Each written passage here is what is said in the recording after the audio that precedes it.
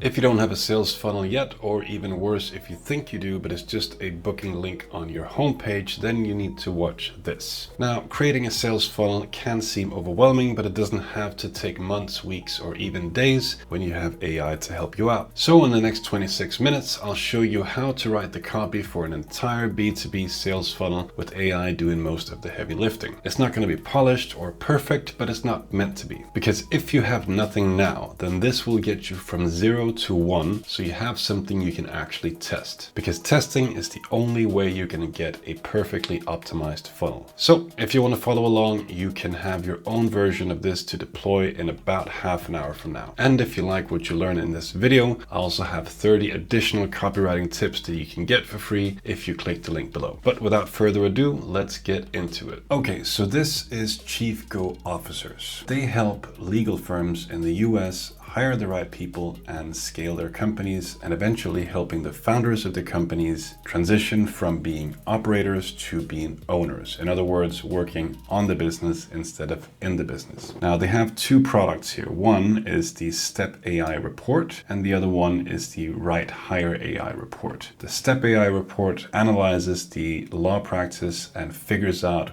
where the opportunities are for growth, and then the Right Hire AI report helps them hire the right people to assist with that growth, if I've understood it correctly. And here it says for the Step AI report, our worst result to date is a 98.2% ARR increase using their report. Now, the only issue here is when people land on the landing page, they have two options, right? They have an initial consult at no charge, so that means a sales call. But if we go down to view plans, we can see that this Step AI report comes out to a whopping 10 grand. So it better be something that kicks ass, and we better build up the hype around it before you go in for the kill. And that's exactly what I'm going to be helping Chief Go Officers do in this video. Because I believe if they can double your annual recurring revenue as a legal practice, then 10,000 is going to be a drop in the bucket. We just need to communicate that to the target audience. So I had a meeting with Kyle where he kindly shared a lot of the research he's already done. He shared with me a one-pager for Step AI. Then I think he's worked with another agency called Billionaires and Boxers, and they have provided a target audience analysis, which is exactly where I would start. But honestly, from a copywriting perspective, this is nowhere near the level of detail that I would have gone in order to find out how his target audience actually thinks and the words they use to describe their frustrations and their aspirations. So let's see if we can beef that up a bit. Now, in addition to all of this stuff, and I've done another video on this, I will always, when I start working with a new business, go on each and every page on their website, select all, copy, and then paste it into Google Doc. I've also gone on Kyle's LinkedIn here, and then I'll take even his headline here, and then I'll just copy and paste all that stuff in, because this could be some catchphrases we can use as well. Here, for example, he says, helping law firms scale to 10 million a month with AI-powered growth and hiring strategies, which was not mentioned on the site. That would also have been a good selling point, right? You can double your annual recurring revenue, but if that's only 1 million a year and he can help you scale to 10, then that's a better value proposition, I would say. First of all, we have all this information gathered here in our Google Drive folder, and then we have also created a ChatGPT project with all the information. So first things first, we need to elaborate a bit on the target audience and their pains and desires. So we're going to say, provide me with a detailed overview of the target audience. Now, ChatGPT already knows this stuff because we have that in the documents, but because we're going to cross-reference different LLMs like Grok and DeepSeek and Perplexity, we need this kind of overview so they know as well. Okay, so now we have an overview of the primary target audience, psychographics, and so on and so forth. And you can see that it has referenced the different documents that I've uploaded in the project. Cool. Next, we're going to say, help me research forums like Reddit and Quora and industry-specific forums to find direct quotes citing their goals, dreams, desires, challenges, struggles, frustrations, and so on. And then we're going to enable deep research, and it might ask us some additional questions to elaborate on our search. Here we go. Let's focus on law firm owners. Any particular platforms you want me to prioritize? No,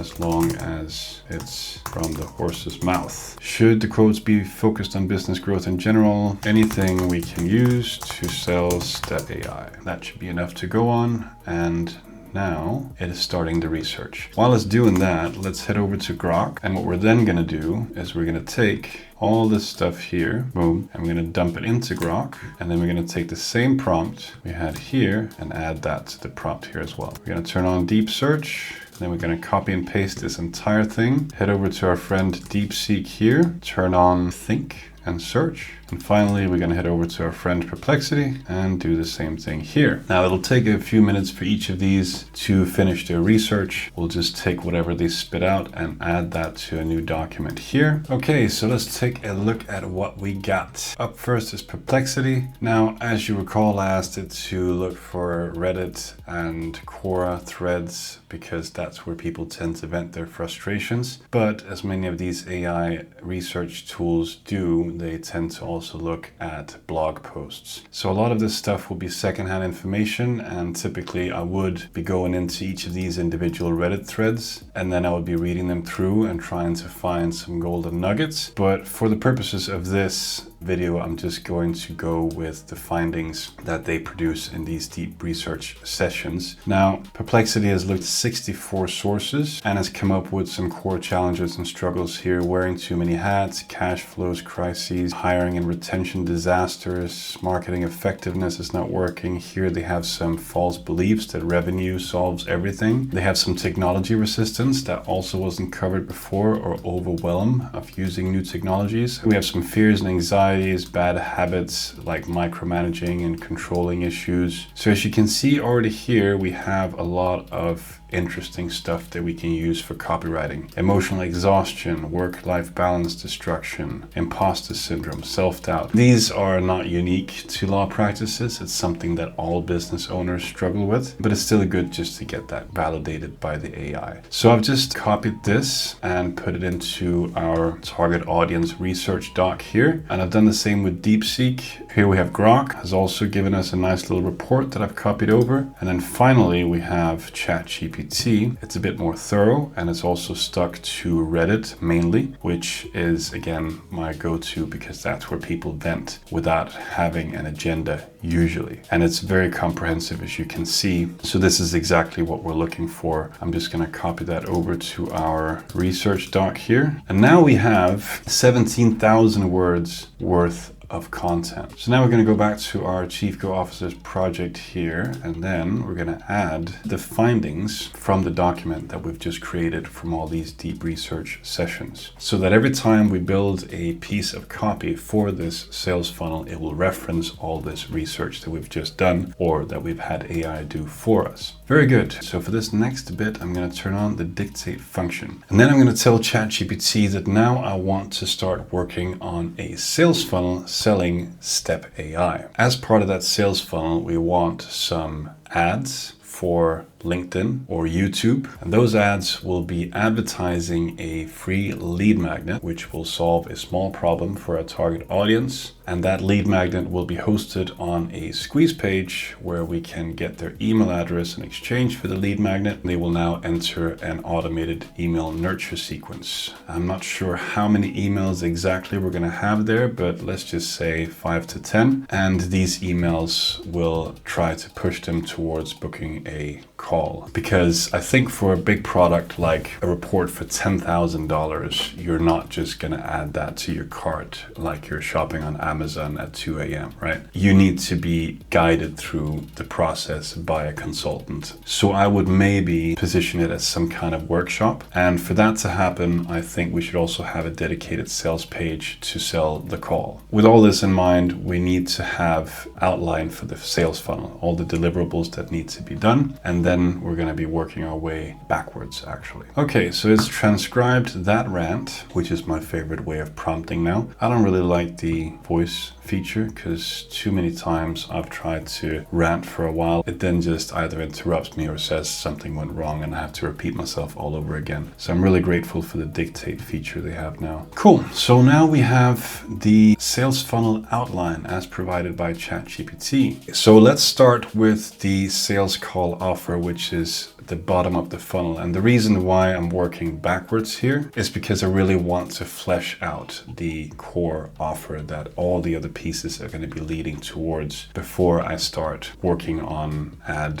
hooks or emails or anything like that. Now, because this is selling a call and not really selling the actual product, we don't need it to be novel length. So let's start with an outline, and then we can review that before we actually create the landing page itself. Okay, so this is a pretty good outline so far. I don't think what if your firm's biggest growth levers are hiding in plain sight is a particularly good headline. I would probably lead with some of the big promises we have, like growing to 10 million ARR, or at least doubling your annual recurring revenue. This is going to be above the fold on the sales page, so it's very important. And then we go into the empathy-driven problem setup, which I think it has nailed quite well. Introduce the call. Yeah, that sounds good. What is Step AI? That's where we need to really elaborate on what's in the report, why it works, why it's perfect. And we need to really build up why 10K is a drop in the bucket compared to the value it delivers. Here we have the common questions, so the FAQ, that's going to be handling objections, of course. So the other sections are fine. Recap of what they'll get from the call to action. We might want to add some urgency in there. I'm not a big fan of having countdown timers and limited spots available and all this other jazz. People see through it. So I'd rather want them to internalize the urgency, right? So what happens if you go another day without solving this burning pain that we've just outlined for you? And then maybe some fear of missing out by pointing to some of the social proof we have. So we really want people to sell themselves on the urgency rather than trying to make it explicit with a countdown timer. So let's revise the outline based on that. Now we can already see that it has some stronger headlines, right? Double your firm's revenue or discover why you haven't yet. I like that one. The fastest way to add 1 million a year to your law firm's ARR without burning out. I also like that one. What's keeping your firm from hitting 10 million ARR? Let's find out. All three are actually good candidates. So let's go section by section, starting with the hero section. And here in particular, I want to have maybe 10 options for the headlines, subheadlines, and CTA buttons, because this is really important. I like this one. The fastest path to 10 million ARR starts with this call. Open up a little Google Doc here and put that in. So we're going to have that as a title, and then this is a subtitle, and then we have our call to action here. Good. That was our hero section. Let's put these other alternatives here, and then we can add these as like alternative headlines, and then we can always sort through that later. Great. So let's work on the next 4 sections of the sales page. Now, this is doing a pretty good job because I've trained my ChatGPT to write a bit better than the average one. Of course, it'll still have some ChatGPT stuff here and there, but we can always change that later. Like for example here, no prep, no hard pitch, just pure tailored insight. This is classic ChatGPT, but this is pretty good. So we can just tell it to just write out the rest of the sales page, and then we will swiftly move on because we have a lot of stuff to go through. Okay, so we actually have a really good first draft of a functioning sales page here. Apart from a few ChatGPT-isms and some annoying emojis, I think the only thing we need to change now for the time being is the headings for each section. So we can't just write stuff like section 7, why other approaches fail, and this one works. It needs to be something a bit more graceful, something a bit more persuasive. And then I would also always suggest that we have a call to action button at the end of each section. So we're just going to ask ChatGPT to write out new headlines for each section, as well as CTA buttons, and then we can put them into our Google Doc. Now here we have some better headlines, right? And then some CTA buttons as well. And I like writing the CTA buttons from the perspective of the reader. So I want more than just survival or plan my path to 10 million. I also like this one. If you think 10K is expensive, try another year without a plan. It's really twisting the knife. And then the CTA button here, see what it's really costing me. See, ChatGPT can actually write pretty good copy if you just feed it the right information. Here's another one, still skeptical? Good. Here's everything you're thinking answered. Pretty good. So here we have a 1,200 word sales page, which is selling the call and the $10,000 product. And I think it's doing a lot better job than their current web page here, because the right step changes everything. Doesn't sound as good as the fastest way to add $1 million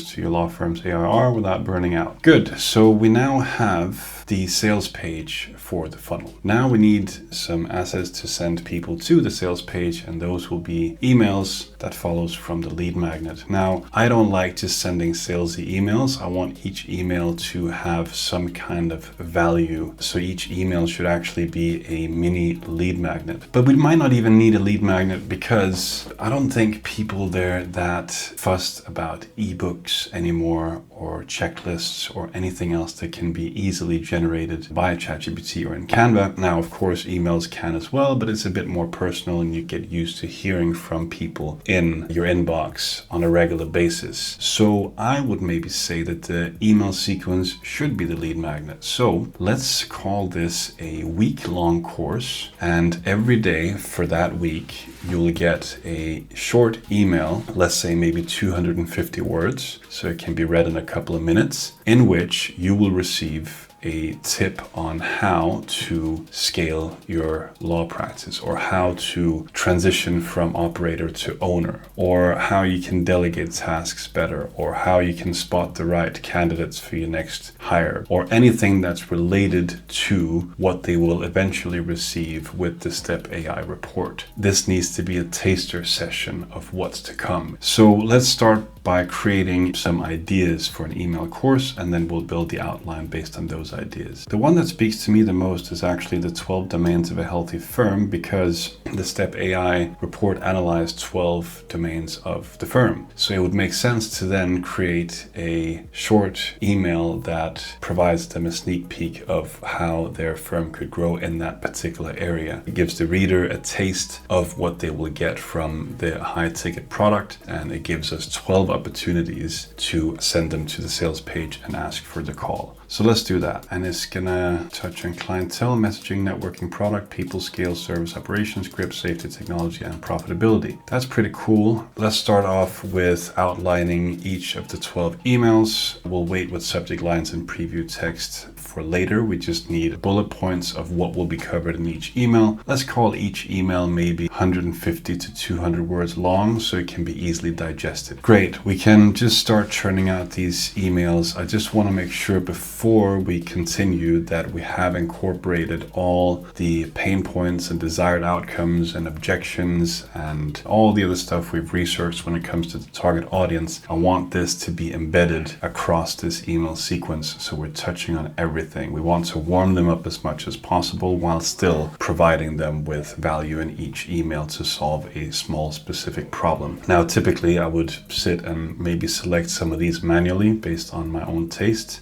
but for the sake of this video and in the interest of speed, we just want to rely on the AI to do that because we've already fed it all the information it needs, right? And here you can see it incorporates all the stuff that I was talking about. So the pain is this, the false belief is this, the shift is this, the tip is this, and then the call to action, right? So that's pretty good. Let's start drafting up these emails, and I'm going to go one by one with the emails so I can always correct course if anything goes wrong. But each email should be 200 words long. We want to have 3 different options for subject lines and preview text, and the subject lines should either be a question or a statement that sparks curiosity in the mind of the reader, gives away what the email is about or the outcome of the pain that it addresses, or it should be like some kind of bold or polarizing statement. But let's have 3 options for each. The subject lines should be relatively short, so it can be viewed on mobile devices as well, because that's where a lot of people read their emails, and we don't want the subject line to be cut off. So maybe max 70 characters for the subject line, and then maybe 8 words max for the preview text, so it doesn't get cut off on desktops either. The email should be written from the perspective of Kyle, who is the co-founder of Chief Go Officers, because that's more personable than just writing on behalf of a company. And it should be written in a conversational tone of voice. And then each email should also have a PS that hints at what they will learn in the next email, so we build a bit of hype for the next tip. So let's see what the first pancake looks like here. Here we have some subject line options. Are your clients actually holding your firm back? Not all growth is good growth. The wrong clients cost more than they pay. These are all really good subject line options. And here we go. Hey, it's Kyle from Chief Go Officers. Most firm owners think growth means more clients, but the wrong clients drain your team, kill morale. Here's the fix. Okay, grab a pen and list your last 10 clients. Now ask which ones paid on time, required the least drama, actually sent you referrals. This is really cool because now it's given people a little exercise they can do. So I really love this direction of the email. I think the length and the writing style is great. I maybe wouldn't start the email with, hey, it's Kyle from Chief Go Officers, because they can see that when they receive the email. So maybe just say, hey, and then have a first name placeholder, but the rest of the email is fine. We don't need to rewrite this first one. Let's just move on to email number 2 in the same vein. Now we'll create a new Google Doc in our folder, and then we'll just format it. And also really like the PS. Tomorrow I'll show you how to fix a silent killer in most firms, confusing messaging. You'll want to see this, right? That builds a bit of hype. I like that. But other than that, these emails are quite well formatted, easy to read on a mobile device as well, which is also very important. And we can just swap this out. Hey, first name. But this is pretty good, right? So once you've dialed in how you want the emails to look and what you want to include in terms of subject lines and preview options, it'll just say ready for email 3 networking, and you just go ready, and then it'll spit out the second one, right? Okay, so now we have a 12-step email sequence, which actually looks very good. Now, of course, it's not as polished as I would do it if I was going to be working on these one at a time, and I would take more care into the subject lines, the preview text, the voice. I would remove a lot of the ChatGPT isms, such as here's the truth. I probably wouldn't say here's your tip for today. I would probably make it a bit more natural. But for something that's been generated in a matter of seconds, really, this is a very good first draft. And that's all because of the research we've done and the instructions that we've given it prior to actually generating the content. And again, an email sequence like this is always good to have in place. And then you can always go back and then check, okay, did this subject line not really hit the spot? Let's swap it out with this one and see if it gets better open rates. Or we can look at the click-through rates. Did people actually click the call to action here, or did they not? What are the CTRs? And then we can always try to rewrite the email based off of that. But if it's not broken, don't fix it. Just get it deployed so that you have something, because having something is better than having nothing. And this is a damn good place to start. So with that in mind, we need to go back to ChatGPT and then say, great, we're happy with the email sequence, our lead magnet course.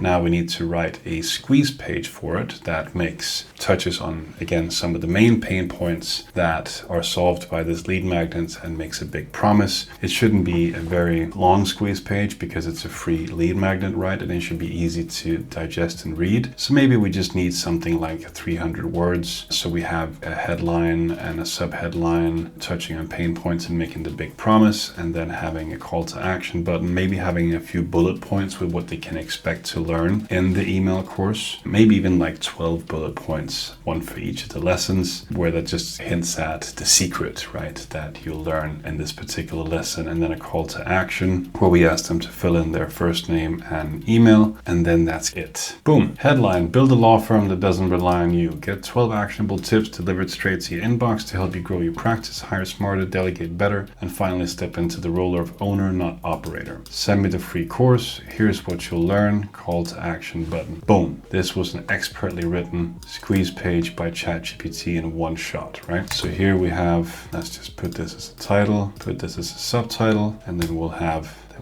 this here, first name, last name, or first name, email, send me the free course, right? What you'll learn. And then we have the bullet points here. You can always center this so it looks a bit better. This is really all you need from a squeeze page, right? It's the big promise, and then what's going to be inside. Here's what you'll learn, how to attract ideal clients and stop wasting time on bad fits, why vague messaging kills conversions and how to fix it fast, the no-ask way to build a steady stream of referrals, and so on and so forth. This is pretty damn good. Okay, so we're quite satisfied with the sales page, the lead magnet, and the squeeze page. Now we just need some top of funnel stuff, which would be paid ads that will send people to the squeeze page. Let's see if we can generate 20 ad ideas that each takes a different and unique angle. We want to hit on pain points, bad habits, mistaken beliefs, dream scenarios, and so on and so forth, objections, whatever else we have in our research. Let's see if we can hit done all of it, and then we'll pick the best ideas and run with those for some ads. Cool, let's have a look at what ChatGPT came up with this time. The $400,000 bottleneck you can't see. If your firm is making over 1 million but feels stuck, there's a 6-figure reason, and it's probably not what you think. Here you can see the angles: hidden revenue leaks, founder exhaustion, hiring pain, accidental growth traps, false belief. I always like this one, the operator trap. If your firm can't run without you, you don't own a business, you own a job. Why revenue is a terrible success metric is also a bit of an interesting angle, right? Your website might be costing you 1 million. Before you hire again, read this. If you've ever said they looked great on paper, this is for you. I like that one too. If you took a week off, would anything still work?